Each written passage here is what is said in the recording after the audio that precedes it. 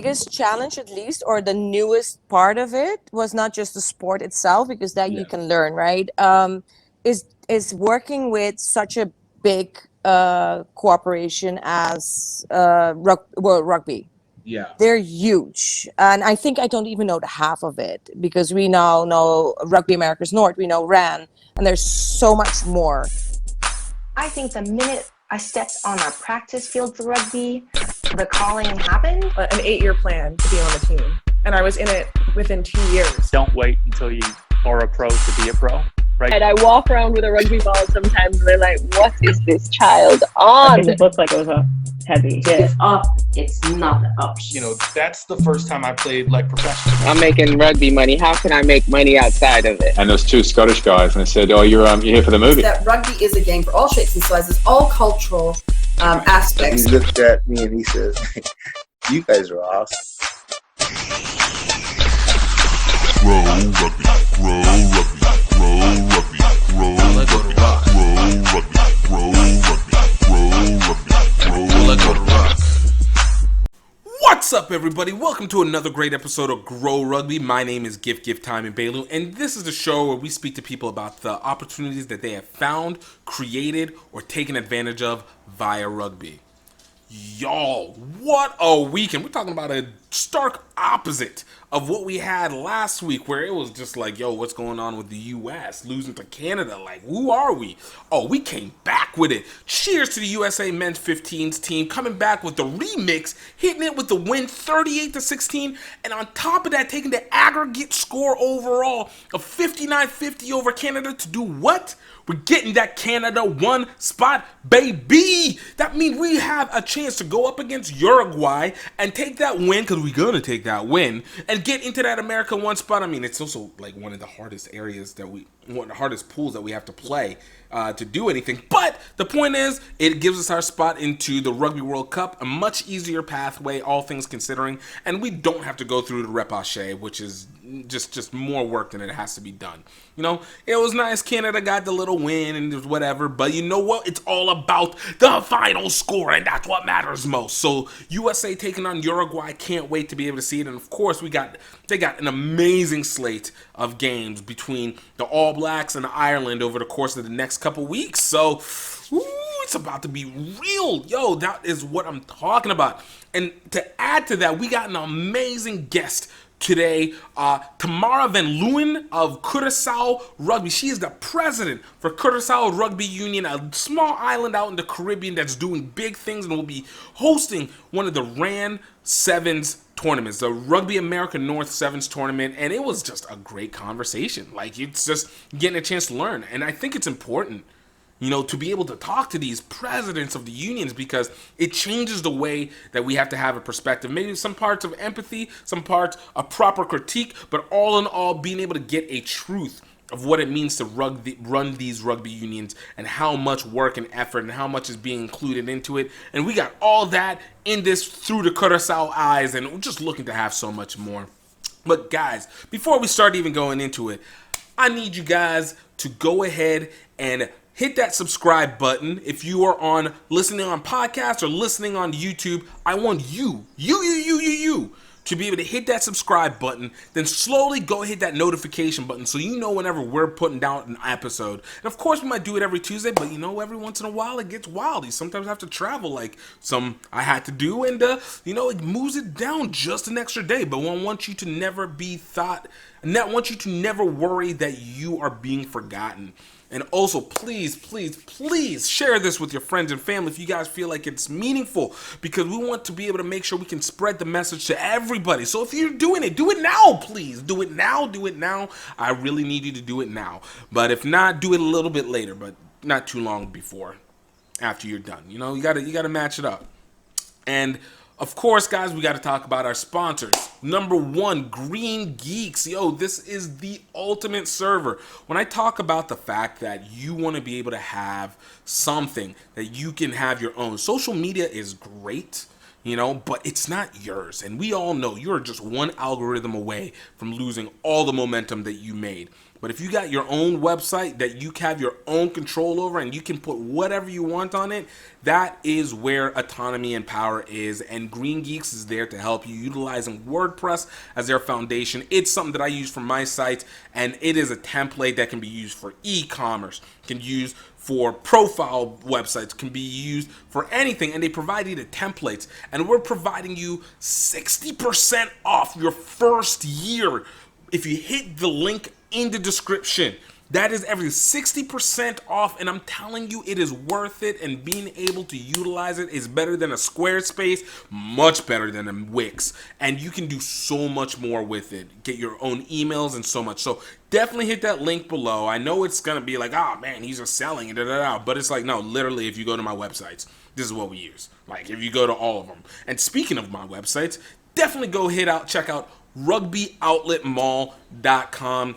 It is where we throw together the best merch that we can put together, that we want to be able to represent culture and the moving aspects of rugby across the board, from the HBCU to Econo Rugby to your romantic rugby to everything that just allows us to be able to generate towards more and more opportunity of spreading the rugby name. And you guys can get 20% off your rugby gear by typing in Greaux Rugby, Greaux Rugby, RUGBY, 2 words, and you will be able to get 20% off of GiftTime Rugby and HBCU Rugby Classic gear. Time to represent. And of course, as I've said before, we're going to be changing up the stock completely. So get it while the time is still there. It's limited. It's going to be a countdown, but once we start the new era, this is day one stuff.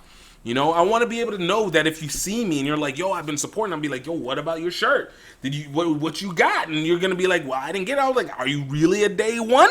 Are you really a day one? So, hook it up. And if not, just for the sake of you get something for your family. Christmas is coming up down the line. We're already in the end of the year. Like, it's wild. But y'all, I hope you guys enjoyed this one. It's a great one. Definitely check out some of our other episodes while you have a chance. But right now, before you do that, check out Tamara Van Leeuwen, of president for Curaçao Rugby. Check it out. Grow Rugby, Grow Rugby, Grow Rugby, Grow Rugby, Grow Rugby, Grow Rugby, Grow Rugby. What's up, everybody? Welcome to another great episode of Grow Rugby. My name is GiftTime and Bailu, and we got Tamara. I got you. Don't worry. I got you on the setup. Don't worry. I got you on the setup. All right. We got our VIP guest, and you guys can already hear her on the side over there. All right. Coming out of Curaçao, she is the president for Curaçao Rugby Union. They are about to get ready in February for the Rugby America North Sevens tournament. Going big, recognizing it for the island itself, letting the Caribbean get it be known. Tamara Leeuwen? Tamara Van Leeuwen. Yes, very Dutch, Tamara Van Leeuwen. Look, you guys know, we're casual on here, all right? We let it be live. I'll take it. It's all good. Oh, Tamara, I want to thank you so much for, 1, the patience, and 2, for just taking the time to be here today. Sure thing. Love to be here. Yeah. Thanks for the invite. Oh, of course. Obviously, I like to tell people like what's up, and getting to know Kurosawa. You guys can obviously check the episode with Robert Perry. We got a little taste of it, and then of course a mutual friend Maria Thomas, which you guys can also go check out that episode as well too. Just was like, look, she came up to me, she's like, yo, you need to go speak with Tamara. Like she's got stuff going on, especially with Rand Sevens. She's interesting. Like, you need to talk to her. And I was like, all right, man, I got you. I love it. I love it. And I must say, every word of it is true. So it's like, it's really great to be able to have the time to be able to talk to not only just people who are in rugby, but especially from the position that you are as an authority and being able to see the movement of it. It's a unique area to be in because a lot of people, I always feel there's a little bit of misconceptions and there's a little bit of misconceptions and exaggerations that people outside of that level don't know much about. And then when you get inside, I feel like it also changes the perception. So, you know, hopefully True. we can learn some stuff here. Right. I think one of the biggest things is, first of all, I think a lot of people do not even know about Curacao and that we have rugby on the island. So thanks for exposing us. That's great. And Rob Perry did a lovely job having a wonderful interview with you as well, being able to put us out there. Thanks to Ran, obviously, for always inviting us to the tournaments. So yeah, we work a lot on the publicity of Curacao. It's a fun yet small island, very diverse, and we really work very hard at rugby.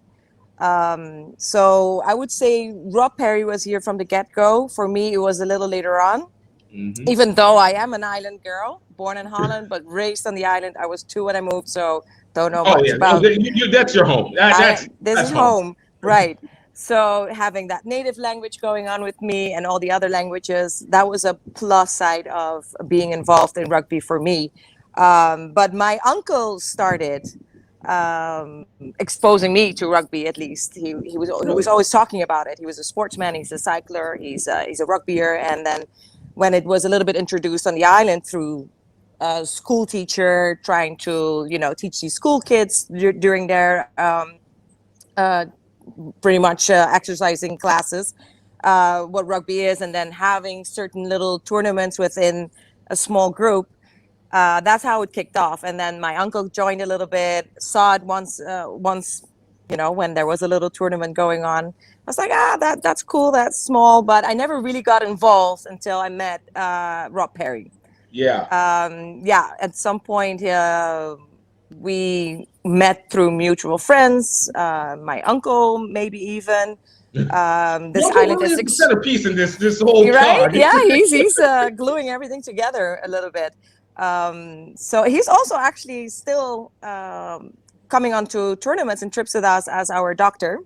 Yeah, nice. So he contributes. He's now once a rugger, always a rugger, right? Right. So he's in some shape or form always a part of it. He's now not playing anymore because of his age, but I'm sure if he gets a chance to do so, he will jump in. So he still participates. He still helps out as our doctor, and that's great. A big supporter. But yeah, meeting Rob also just on the island, moving about, going out to our local happy hours or any mutual friend party gathering, you'd see kind of sort of the same people. So we're now also partners in life. And that's when I really got involved with rugby. I guess that's where I hear it almost 24/7 at home, right? And I'm like, okay, I've got to get involved because it sounds interesting, but it's also attachment through osmosis. It just absorbs into the body at some point. Right. So it became a lot of rugby at home. And then, of course, besides being home, it was a lot of trainings I would go see.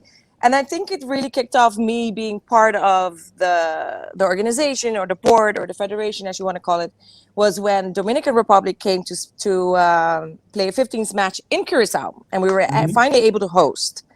I was the linking person to the languages mostly. Let's get a field. Let's arrange this. Quick setup. I was about to say, what are the languages for Kurosawa? Yeah. Is it like Spanish? Right. No, it's Papiamento. It's Papiamento. It sounds like a big mixture of, well, they say a lot of languages are involved, but it's a big mixture. Mostly, I think, if you hear Spanish or Portuguese, sounds a little bit African to me sometimes. Yeah. That is all in there. It's a Gotcha. Very similar to like almost like Gullah in the South. I don't know if it, but I mean, never heard it, but you could. Yeah, it started as a dialect, obviously, and it's now an official language for at least 11 years now, for sure. Nice. So yeah, that helped a lot, and then of course we have 52 ethnicities walking around on this island. Nice. A very central island where people come and stay, big communities of different cultures. So Spanish and English are always spoken as well. So at that point, I spoke 4 languages. Wow. Just being raised here. Wow. Privilege, right? Yeah, it's great. Comes in handy. So then Dominican Republic comes in, Spanish. So that was yeah. I had a couple of good connections, got some nice sponsors going on. Was able to work with Coca-Cola, for instance. There's we're being sponsored by Polar. That's our well, you could say local beer. And so I was able to pull all that together, and then they were like, wait a minute, she's actually quite good. She comes in handy. Let's keep her. And that grew quite fast from being just a board member to maybe you want to be president. How about that? So I had to learn about rugby quite quickly. Did you ever get a chance to get onto the field? I did. I made sure that I did. Scary. I am a dancer. Okay, Gift. I am not a, nice. Yeah, I'm a very sporty girl though, but I'm a dancer, so I watch my body. Don't want to get any injuries and stuff. But then again, if you play rugby very well, you know the game, then you don't have to get injured, right? So I did participate with our women's team, not in tournaments, but just did some trainings with them. I would say 2 or 3, not too many, but good enough to know what it is. It is challenging. It is. It's a great sport. It's a great sport of a combination, I think, of everything, of communication, of skills, of it's a mindset, it's physical, it's endurance, it's discipline. It has a lot. And then for me, what I think the biggest attraction to everything is that it has a big, at least on Curaçao, a big family feel. You'll see that in my posts always, that I say we're one family, we stick together, we show up together, we fight together, we cry together if it doesn't go well. So we bleed together if someone gets wounded, it is. It's one big family for me, and I love that aspect. I have that in dance as well. It's a community you get sucked into, and you become a family. So I love the team sports aspect of it. I'm meeting a lot of friends. It allowed me to travel quite a bit, so fantastic. It adds another little icing on the cake. It does. I get the whole, I get the full package. I do work hard, I must say, but I do get the treats of, traveling and then exploring different sites and different islands I haven't been on, even though we're in the Caribbean. We should be close by, but yeah, it's great. And also meeting people. I love meeting people. I've lived in New York for 10 years. So, that whole buzz of making new connections, look at how many people we know now through just Ran, and even, through Maria Thomas, for instance, who's been a great friend. She came here with Get Into Rugby together with Tamara Dixon. She came out of Canada, but also a good trainer and coach. And the two of them came together to Curaçao. If I'm not mistaken, that was 2018. Nice. And that's when we kind of met, and we stayed friends and we look out for each other. So it's been great. We've been in Trinidad and Tobago by the invite of Dwight Logan. Who's done an amazing job setting up a tournament there. And we were like, okay, Maria, I'm gonna steal you. You gotta participate in the Curaçao team now. I'm sorry, in your own country. Yeah. So she did, which was great. So yeah, she's now part of the family, as you can imagine. So yeah, and then it's always great to see the faces back when we go abroad. We see Neil, we see Scott, we see Brian. We see Erin. Love Erin. She's been out here as well. Yeah, it's great. It's just great meeting people, and then you stay friends for life. So I love that, and it does speak a lot to just how communal everything is. I love it because it adds to the experience that you get from it. But I kind of want to roll back a little bit on something. There's a lot of it. You left a lot of gems there, and I'm just like, take them. Let's go. So kind of even starting off from the beginning, one of the parts that you talked about was the early stages of setting up the tournament for Kurosawa, and whenever the Dominican Republic came in. Now for you obviously said by at least athletic trade, you're a dancer, because dancing is athleticism, and anybody who argues anyways is out of their mind. I don't even care.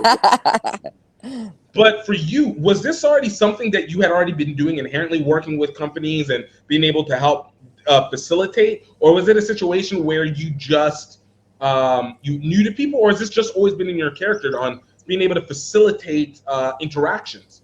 I think you actually mentioned all of them. I think I'm a combination of everything. I have my bachelor's degree in economics. Nice. Living in New York, I was organizing and managing a dance studio. I had 28 instructors to pretty much manage and keep track of their schedules. I was also the event rental coordinator. Where I've seen a lot of artists coming in, so it was hardcore having to be able to do a good job at organizing, sticking to your schedule, making sure everything runs smoothly. So that organizational side of me comes quite natural. Yeah. I was not always the most open person. I was quite introverted when I was young, and I think I still can be. But for some reason, I do love to communicate with people. If it's in my field, and it's something that is an intriguing conversation, or I can take part in, then I love meeting people. I think that's the way to go in life anyway. I was gonna say I'm not getting any of the introvertism at all. So yeah, I'm gonna take your word for it, but I get it. Sometimes it gets to the point where it's you like to be able to you can spend time by yourself, but you don't have to feel right. The inherent need to disengage. It's just maybe I've been socializing so much, I need a little me time. Exactly. I think that's more. I think we can all appreciate that one. Whereas, I gave a lot of energy today. I was like, I'm good. I'm good. Exactly. I need to, regroup with myself. No, so I think everything. I love organizing. At some point, my sister started a bar restaurant at the airport, which is also something that was not, a thing that I was educated at, food and beverages and stuff. But I was educated in managing and organizing and taking charge, being a leader and stuff. So as soon as I moved back from New York, she asked me to take over. So I did that for the last pretty much 7 years.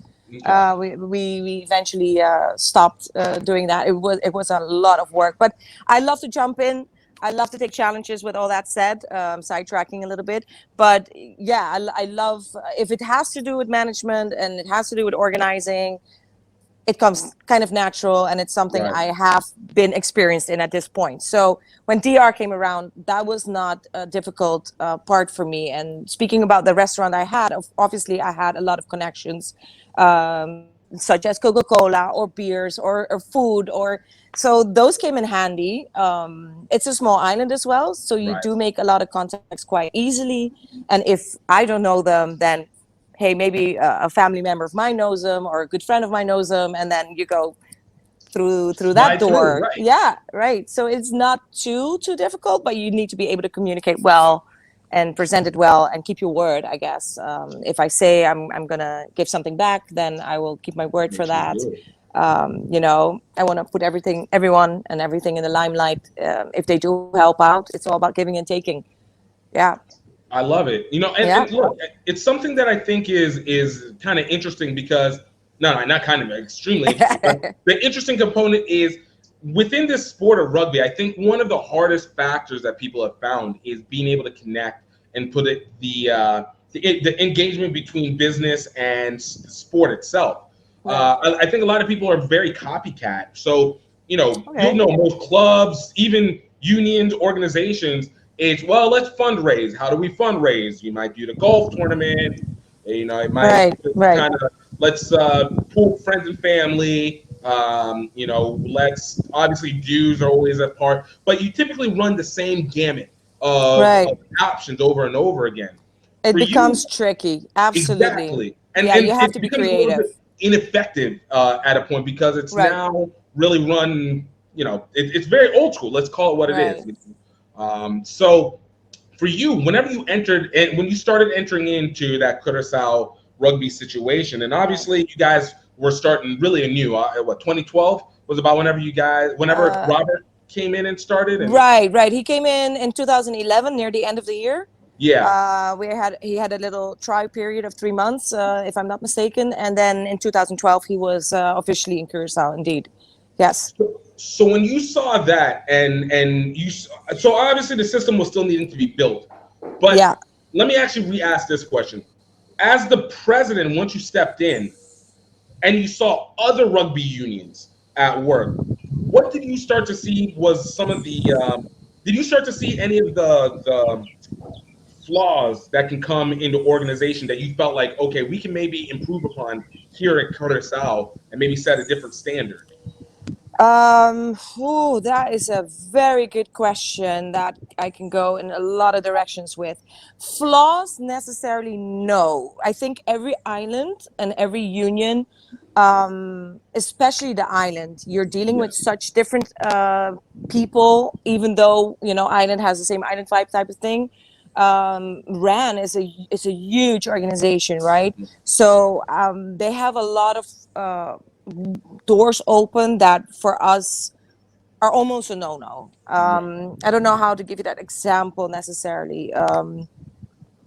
Maybe they're so far ahead of the game already. They have so many more connections than we do. So I really have to start from coming up. How, yes, how do we recognize ourselves? Now we're still also not ranked that well, which we're working so hard on, you know, to actually... You're almost 10 years. It's gonna get started. I know, but these tournaments, these people are so tough. I mean, love to see it though. But our kids are so tough, and then we get out there and like, oh, we need to do so much better. Let's go, you know. I think that is not our kids necessarily, and I call them kids because they're all my kids, but they're adults. They're you know, you take care of look. You know, you got to mama them a little bit. Even I'm a little mama hen. Yep, I am. I am a bossy mama hen. Also very sweet. I have a sweet side, Gift. I'm not promoting myself very well here. Am I? You sprinkle in the tough, but it's like, look, it's laying around in the sweetness, right? That's how you guys know it's true love. I can call it just tough love or protection. I don't know.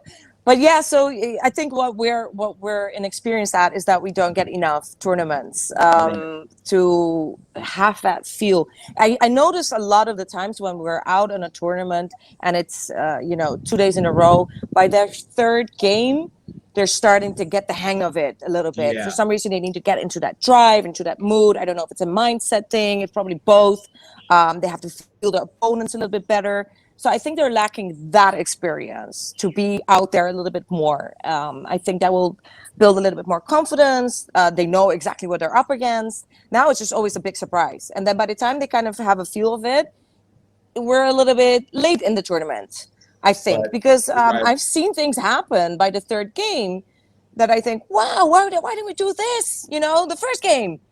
They are capable. They are definitely capable of it. It's just they need to be out there a little bit more. And you know, as you know, traveling is expensive. We had the COVID period, so we were down for 2 years, unfortunately, and that goes for everyone. But what are we lacking as a flaws? Necessarily not, but lacking as to I think that is one of my biggest ones that I can come up with right now, is just to be out there a little bit more. Like, let's say you take Europe or you take America, they can easily drive to a different city, you know, even if it's just for a good match against someone else. We have one union here, one federation, and that's Curaçao. And within we have 4 adult clubs, almost 5. We have 2 female clubs. We have the youth. We have now minis. I'm so proud of my minis. I love my little kids. Definitely little kids. They can hold the label. They can actually hold the label. Rob has to do the job, though. I'm just like, hi, and then he's the one, you know. You build their confidence up. Rob goes and molds it together. It's your turn, yes. So it's a lot of work for him. I mean, hats off. He's doing so good that they love him. Partnership. This is why yeah. I do it off the field. He's on the field. No, so I think, you know, if we have a match, then you get used to your clubs. You know, oh, that guy is good at tackling, or that guy is a fast runner, or, you know, and then you're lacking that experience of being surprised by a player or by a team. I think that's one of our biggest things. As far as going with sponsorships or doing some, you know, putting some things out there, some benefit. How do you call that? I forgot the word for that. I don't know. I forgot the word. You said it. I don't always remember what I was doing. Where I, for instance, have a bake sale. The fundraising. Oh. Fundraising. There you go. Exactly. Come up with that word. It's like, I got you. All right, I got you. All right, you know what I mean.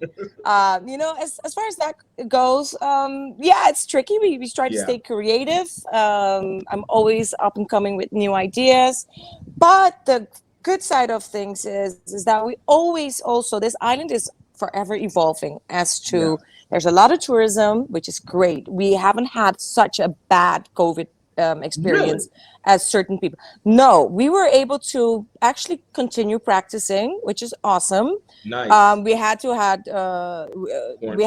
lockdowns that was maybe a month and a half each. Really? So it wasn't too bad. No. Oh my gosh. That was the time period that we didn't do anything or weren't allowed to do anything. We did have curfews and some rules and regulations. We all kept to that. We took out scrums, for instance, you know. Wash your hands, keep your distances and such. So, but we were able to practice. So we weren't too lost in that aspect. So tourism wasn't too down, I would say, because a lot of our tourism comes from Europe, and Europe was way worse. So who doesn't want to be out in the open, right? And, I was going to say, did a lot come from like England, the Netherlands, and et cetera? America, Canada, and Europe, I would say, mostly. Oh, okay. So you guys didn't have... Wherever it was cold and they wanted to get out and enjoy a beach, at least. They didn't care about the curfew. 7 o'clock, the sun is down anyway, so everyone's happy, right? It still worked for tourism. The downfall also what we have is there's not so many. There are opportunities to study in Curaçao, but a lot of people want to experience to study abroad. So once they're 18, 19, and we have them well developed, and you're like, yes, and they go off, and then we have to start recruiting new kids. Right. So it has a down and a plus side to it. The downside is that you always end up having to, start from the bottom up with these kids. So hence why I'm now starting with them as small as possible. So we keep them a longer period of time. Right. Let me get the full 10, 15 years of... Come on, guys. By 10 years old, you guys know what you're doing. Right. I'm hoping for that at least, Gift. But the good side again about it is that we are able to we ask them, coming from wherever they're stationed at that point, we're like, hey guys, we have a tournament. You are from Curaçao. You play for Curaçao. Would you mind coming over? So they do that, and because we're the continuous recruitment of new kids, we have new parenting, and then that expands our horizons as to connections and having to tell the whole story over again. So for some people, the sponsorships and the fundraisers are kind of new every single time, even though for us it's the same pattern. Yeah. So that I think I definitely don't take that for granted. We get a lot of help. Our parents of these kids are amazing. They are amazing. That's why I call it such a family community that we have. They come and watch the kids. They're so supportive. They're supportive towards me. If anyone needs to help out a little bit here and there, they absolutely will. They bring in new kids as well, or they just bring in their friends and be like, hey guys, this is something for your son or daughter. Nice. So yeah, it's nice. But yeah, I wouldn't say, and when I started the Gift, to be honest, I focused on what I can do with the island itself. So coming back to every island is different. Right. You have to deal with your limitations and, what is a go here, what attracts people here and what doesn't. And I think that is for every island different. Yeah. So anything that has a sense of community where we can put people together and families can come out too, that, for instance, for them is a plus. So I would never do a fundraiser where it's just very personalized. Limited, right. Yeah. It doesn't, it's like, okay, I have to call everyone one by one or send you an email. If I can just gather everyone in one spot by saying, hey guys, we have a big, I would say, barbecue. Bring your kids, bring your family members. We'll do it on the beach. If everyone just wants to chip in, or we have some fun games going on the beach as a fundraiser for so to speak. And then you bring everyone out, and then everyone gets to see it. Everyone gets exposed to it, and that's something that this environment loves, this culture loves. And I think that is for every island different. You have to deal with your limitations and what is a go here, what attracts people here, and what doesn't. And I think that is for every island different. this culture loves. Also to be out there, out in the open. We live under the sun, so why not? The You don't beach want to life. keep everything. Yeah, the beach life. Yeah, absolutely. So No, yeah. I love that. You know, I wonder. So with that in mind, like how much do you guys as a sport? Because I assume that Kurosawa. What are Kurosawa? Let me ask this first and then follow it up. What are Kurosawa's primary sports for the island? Yeah. So Football and because I already assumed that one. talk about one flaw. We are very known for baseball. I mean, I don't know all the new names. Shame on me, by the way. But we have some really, really big shots that are locals from Curaçao. They start at an extremely young age. I mean, I think almost 3-5 years old. Hensley Meulens also goes by the name Bam Bam. He was one of the first ones out there from Curaçao. He still does a lot for the community here. He's still extremely involved in baseball. He's a big shot. Andrew Jones was another one that finally in my circle of friends, at least at that moment, that went out for Curacao. And now we at least have, I don't know, 6 of these guys out there that have made it big. So baseball is a very, very big sport here, as is football or so-called soccer. Right. Very big. So our fields, we don't have much rain. Look at that. Isn't that hot? You wish for some rain, right? So we don't have... Surrounded by water, nothing from the sky.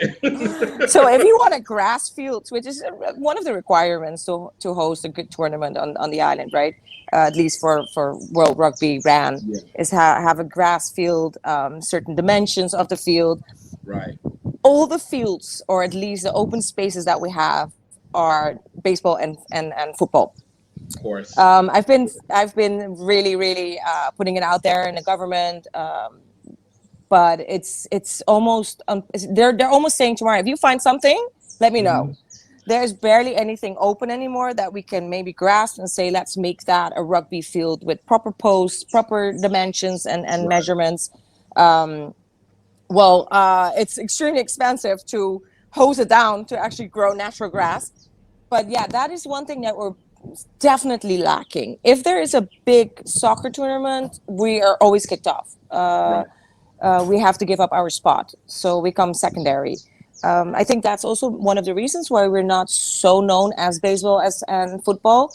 And honestly, I have noticed, at least, I don't want to say it's true, but if they are playing football, they're not rugby people. Yeah. And the other way around.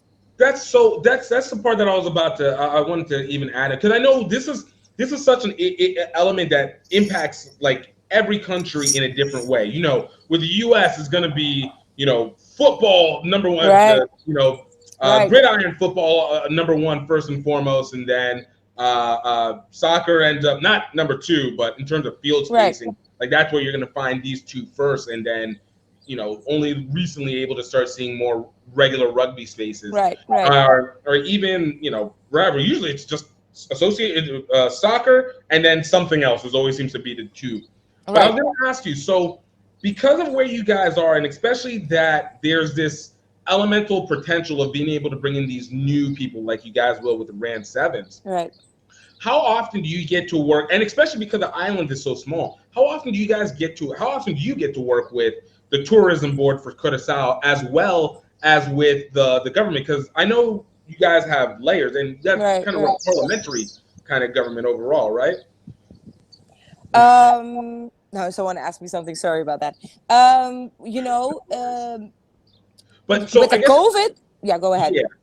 Basically, my ask is, over the time, how close is the connection with government and tourism board for what you've done so far?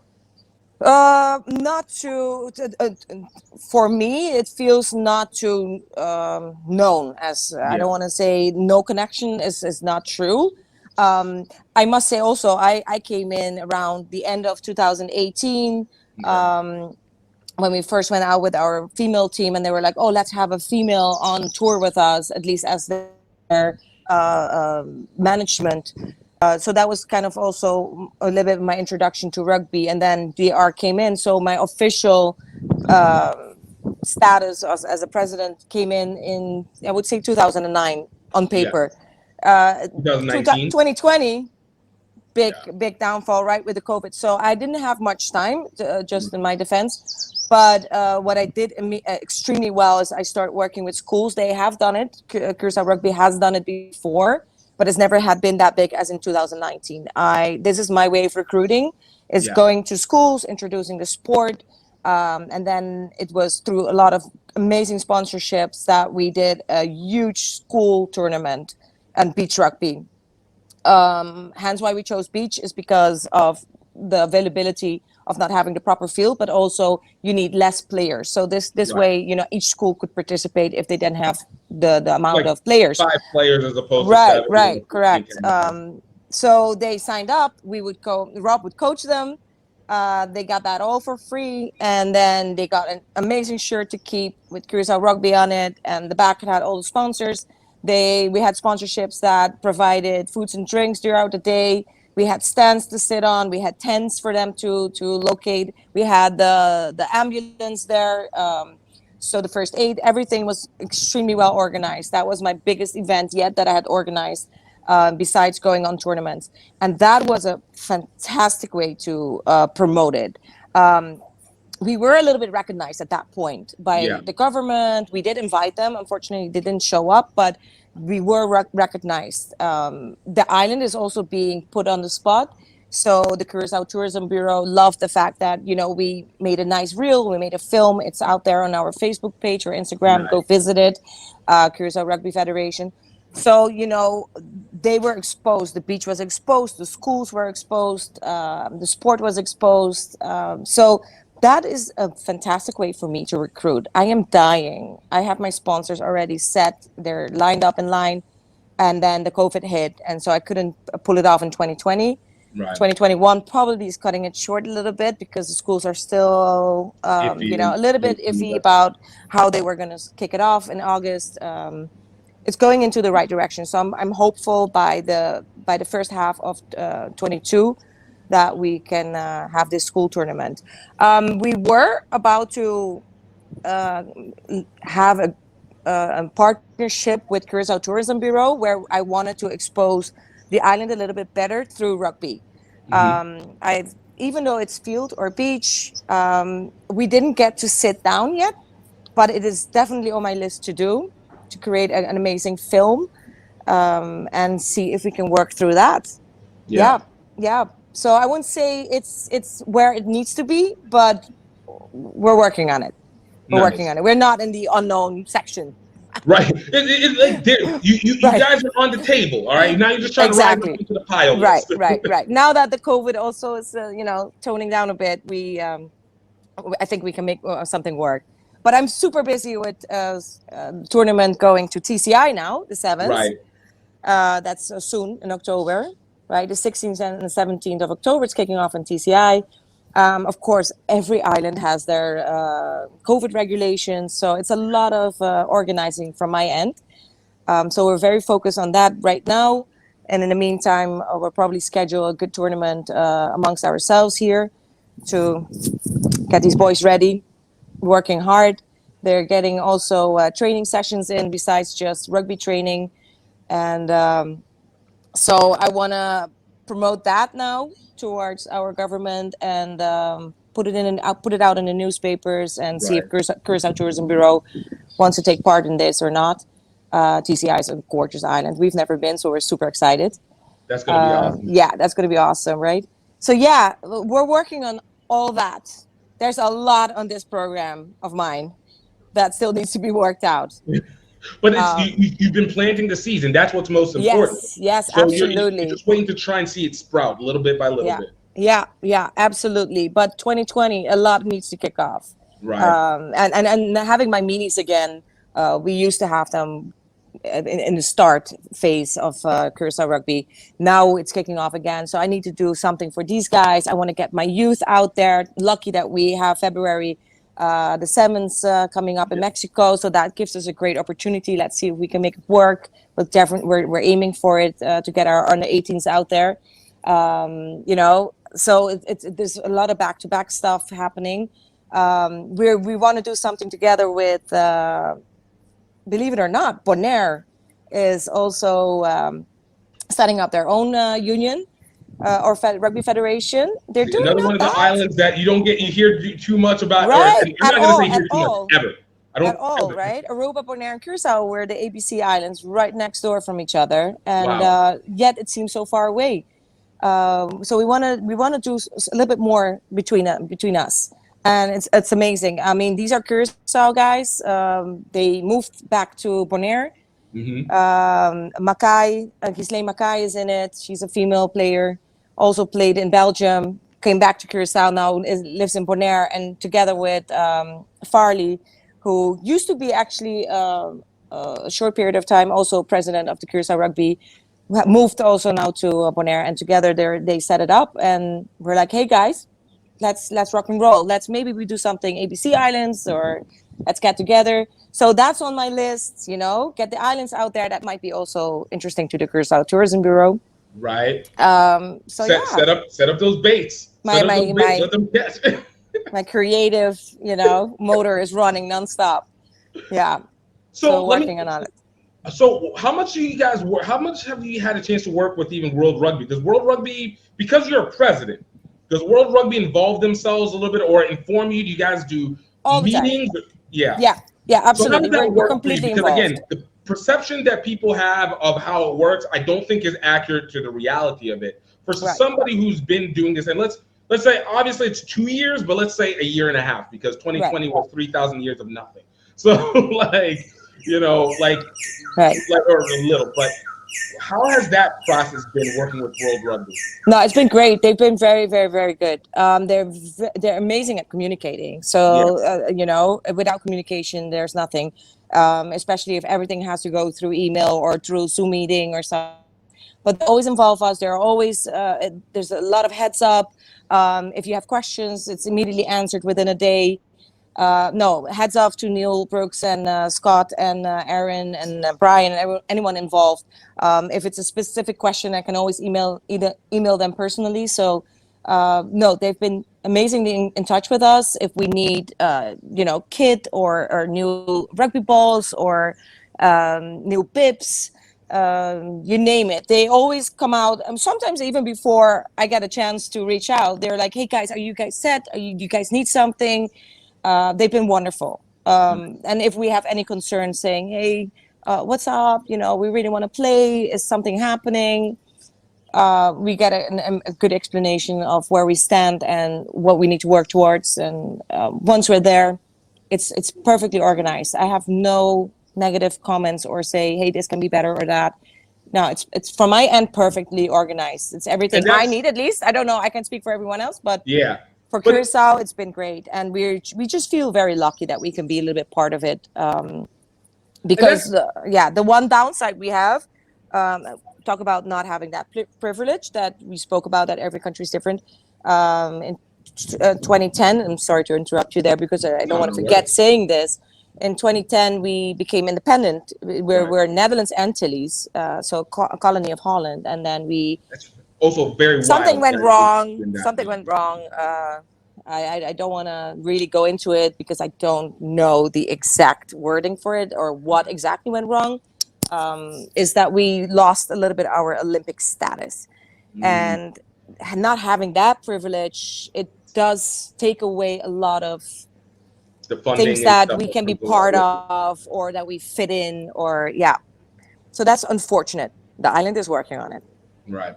Well, at least it's something that you guys seem to have been focused, because I think that's always the interesting part, that a lot of the countries, especially when it comes to rugby at the national team level, that the Olympic Committee funding and their involvement adds a different level of steroids to development, especially at a performance level versus what it is on its own. I mean, there's always capability on your own, but that next level of, all right, we're preparing to represent for the country, especially 2024 coming up or 2028. You want to be able to have that availability. I know even for the U.S. that there's been a huge benefactor for them in terms of equipment and access to staffing and stuff like that. There you go. Yep, absolutely. Absolutely. So that's a little bit of a disadvantage for us. Right. A little bit is not right wording either, right? It's a disadvantage. Yeah. Yeah. So we're missing out on a lot of good stuff that we want to be part of. And sometimes I just, try the puppy eye thing, and I'm like, oh, please. No, it doesn't work. It doesn't work like that. Use all the skills. Let's go. Right? No, it doesn't work like that. Unfortunate. Oh, I just, yeah, that breaks me a little bit when we lose out on certain opportunities. It sets it up. So at least, again, it goes back to, so my next question actually is then, in this position, obviously you said, you have your degree in economics, you took your time in New York, right in the studio, doing the restaurant, at the airport.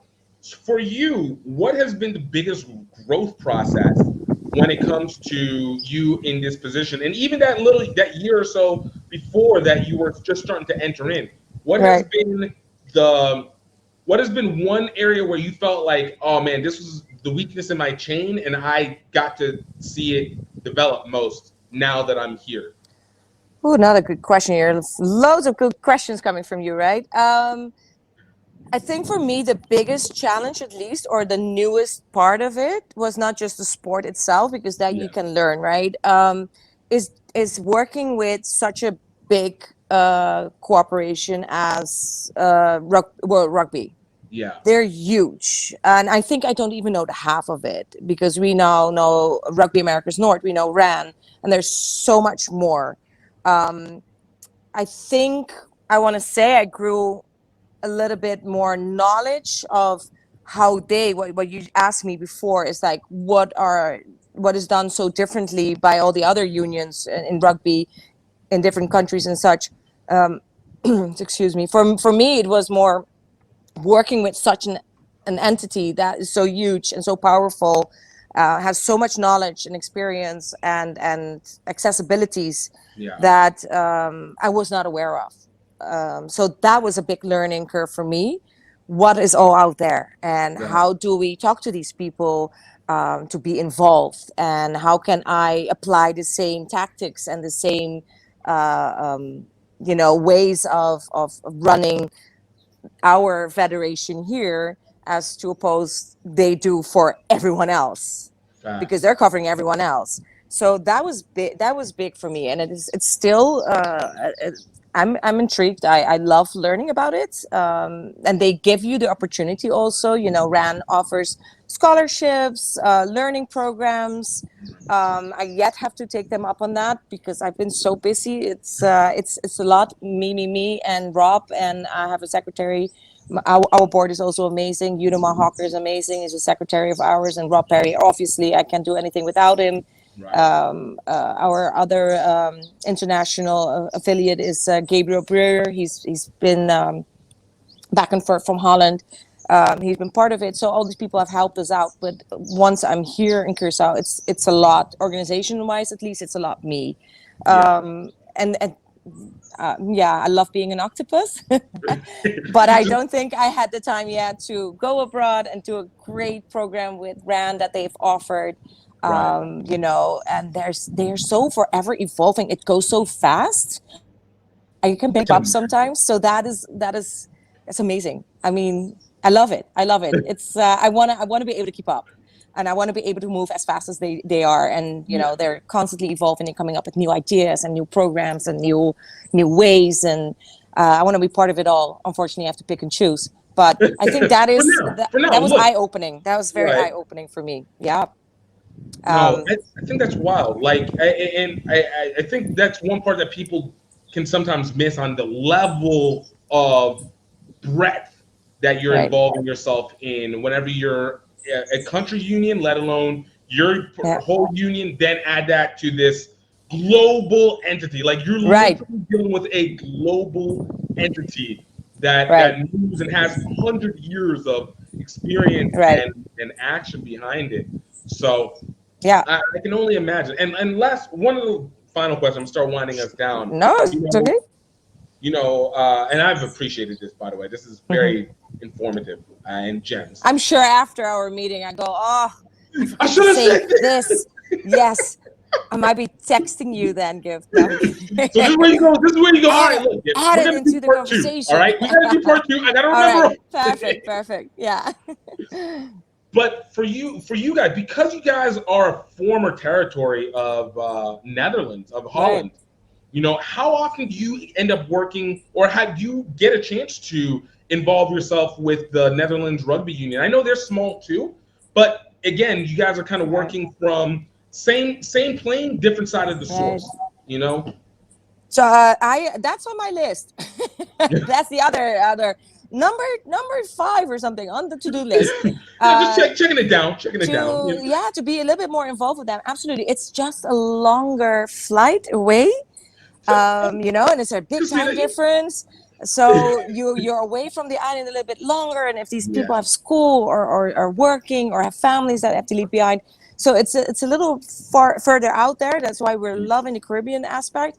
But no, it's definitely on our list. We have been involved. I mean, I know that Rob was involved in the Holland or the Netherlands Sevens at some point. I saw pictures flying by. I don't want to speak for him. However, I know that there has been involvement coming from Curaçao Rugby with them in the past. So it's something we need to pick up back. There's a lot of clubs that I am following. There's a huge European rugby associate going on. It's called EBRA.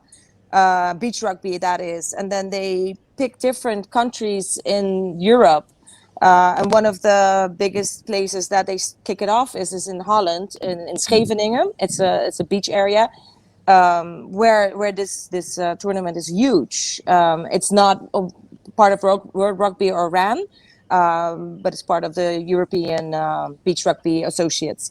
And I mean, we've been participating in that. That was great. If you want to do the whole tour, it takes 6 weeks. They have 6 different countries. Yeah, it's every time in a weekend you're somewhere else.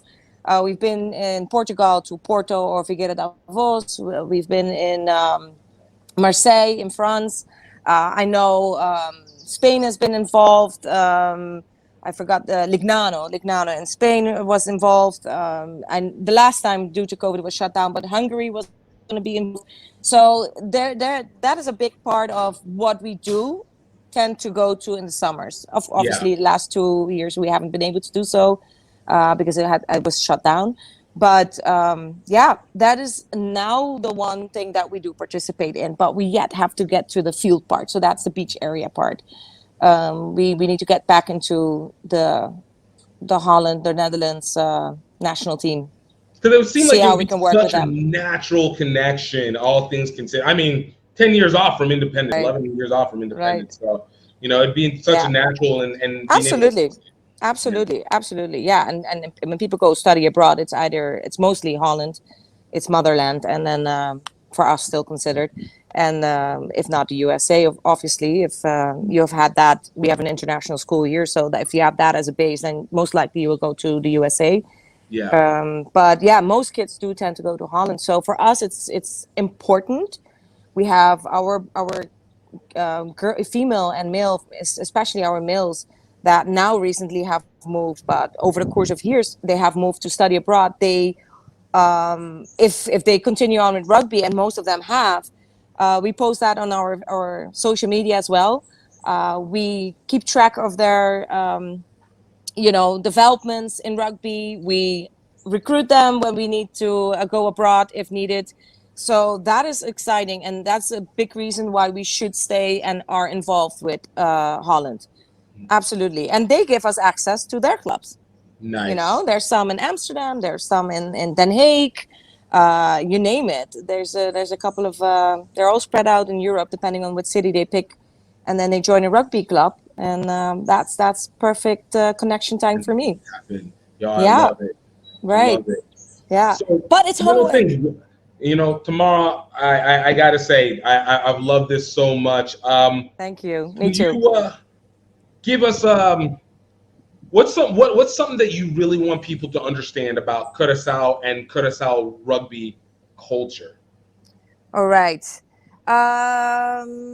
Let's see. Not to be negative or anything, rugby is not an. I think if I hear Rob especially speak, or any person that was born into rugby, your dad dragged you to the field type of thing, as you must have heard from Rob. It's in your blood. You know the rules. You know how people speak to each other. How the companionship is. The whole. How do you say this? The whole. He always says true rugby player. And then it just means for me, okay, this is someone that was brought up in rugby. Right. So that brings you to a different culture already. You have the rugby culture born within you. That's I was born in dance. My mom was a dancer as well. So that is already given them. For Curacao, it is something that was introduced so late. So we develop these kids into that rugby culture that is new to them. Right. What is the beautiful side, and I'm pretty sure that goes for everyone else. It's such a disciplined, educational, but not just in your physique, right? As a team player, it's also how these kids are being shaped. Their personalities are being shaped by being part of a team and being part of rugby itself, the sport itself. Right. That to me, it just gives me goosebumps. Is the most beautiful thing that I see how they are shaped and how they change, how their personalities change. They become so much better people, if I may say. But I say the same for dance. But coming back, we're talking about rugby, right? So it makes them a better person, and they actually go abroad being stronger, being more confident. And then they come to you and they're like, thank you so much for everything. And the parents, they say it, they like, rugby has changed his life. I have some kids also that didn't know how to diet or be physically healthy and emotionally healthy for that matter. So I think that for me is the most beautiful thing that I can see, is that they get a little taste of rugby culture, how that shapes a child into a better person, physically and mentally and emotionally. And I think, a lot of people take that for granted. I don't know if that necessarily happens in every single sport, but it's been noticeable for me, even so more so than in my dance, because I've seen it. But this is very noticeable to me in rugby. It's huge. It has a massive impact, and it preps them for the bigger world out there. Curacao itself, what is so lovely about it is that you get to meet so many different ethnicities and cultures. That gives you the advantage, I think, almost, to be out there in the bigger world. You learn 4 languages basically from childhood without having to go to school for it. There is no, you're from this family or that culture, or everyone just blends. It's one big family. It blends in. They're always happy. It's fun in the sun. They're very laid back. Right. It's not a problem. Take it easy. We do have a time issue. I have a time issue. Sagapita. I was on time with your gift. I was 10 minutes early, actually. You were right. I was making sure. Yeah. Well, I'm Nigerian, so I understand. I get time management from Rob. No, so everything is laid back and nothing is a big problem, and just calm down. And that's something they all learn, and I'm still learning that, actually, as I say. Be on time, guys. You got to be in time for training. You got to be consistent. You got to be in communication. Can you not make it? Why not? Send us a text. We have group apps. So, it's a whole upbringing, and it's a whole family feel. And that's, so, hey, you're invited, Kim. I look forward to being able to come down. Might never leave. That is very true. Look. It happens. People come here for internships or something. They're like, I want to live here. Look at Rob. I know, right? I was only supposed to be here for a few months. 10 years later. Exactly. Oh no, I love it. I love it. And where can people find Kurosawa rugby information? We have social media, obviously. You can totally give them my number if they want to WhatsApp me. It's also on the social media, my email address. But our social medias for now, we have Instagram, and it's all together, small letters, Curaçao Rugby Federation. And we have Facebook, and then it's 3 separate words, Curaçao Rugby Federation. And from there on, you can just totally get in touch with me or send us a message through Facebook or Instagram. We always respond. We love to hear from you. If you're in Curaçao and you're a rugby player, or you want to just try us out, doors always open. Please do so. We love it. That's so dope. Tamara. Yep. I'm going to have to send you a shirt gift. Oh, I'm here for it. Look, I'm willing to add in. Look, I want the culture. I enjoy developing the culture. Like when you spoke on it, and I go, like, my belief has been 2020 was the end of an era of rugby permeating through culture, and it became the era of culture permeating into rugby. And now creating the individual looks of how rugby is per cultural stance. So I think you guys are actually doing what it is to be true rugby people, as I think it truly means now, and not what it was where it was the concept. We've got only one way to go, and that's up. Amen to that. Amen to that. Oh, thank you so much for being on. Thank you. Oh, we'll see each other soon, hopefully.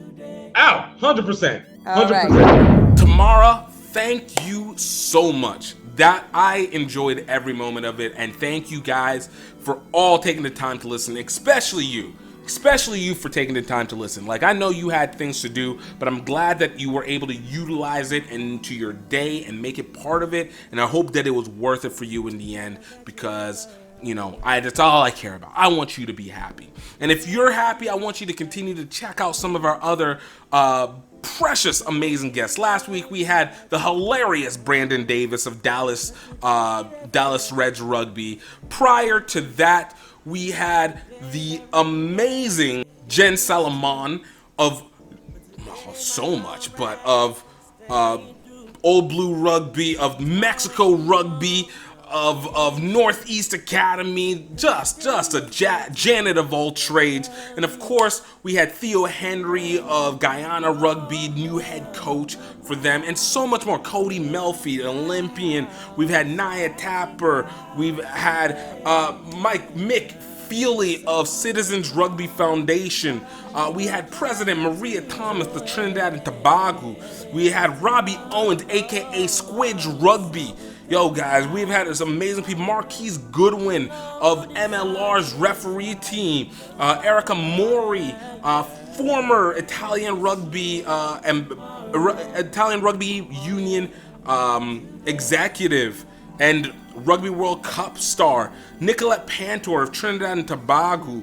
Jen Nielsen, head coach for York Rugby and former Canada national team member. Ryan Ginty of Next Level Rugby, and just so much more. All right, so much more. Yo, this is episode 60. Yo, guys, get into it. But you guys, I promise you won't regret it.